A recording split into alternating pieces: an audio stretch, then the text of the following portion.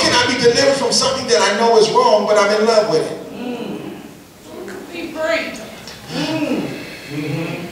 How can I be delivered from the frauds in my life, the one-night stands in my life, when if I'm honest about it, I really like them? The answer is you have to choose to agree with God.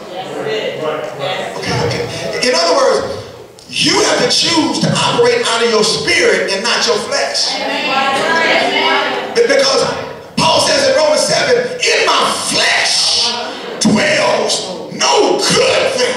But then he goes on to say in Philippians, what happens when we allow God to indwell our heart and our minds?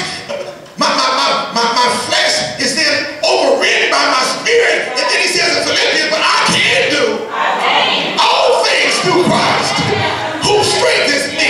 So while I do have some flesh issues, greater is he that's in me than he that's. Oh, y'all good, y'all good, y'all good. Well,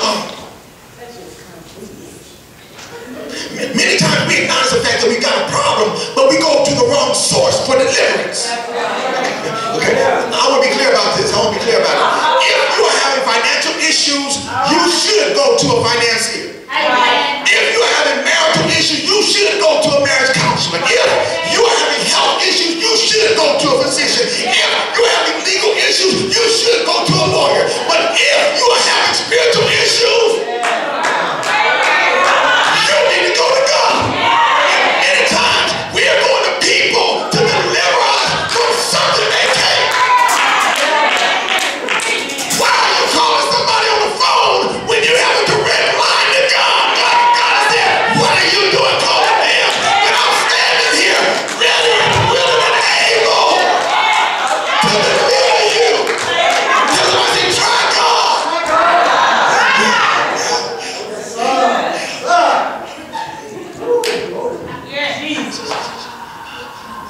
So then the text says that Pharaoh calls Moses and say, pray for our deliverance. He said, pray for our deliverance. He said, Moses, I need you to pray for our deliverance. And the Bible says Moses prays. The next day. When he prays, immediately the frogs die. What this is telling us is that no matter how bad your situation is, if you are willing to pray and seek God's face, he can kill that issue instantaneously.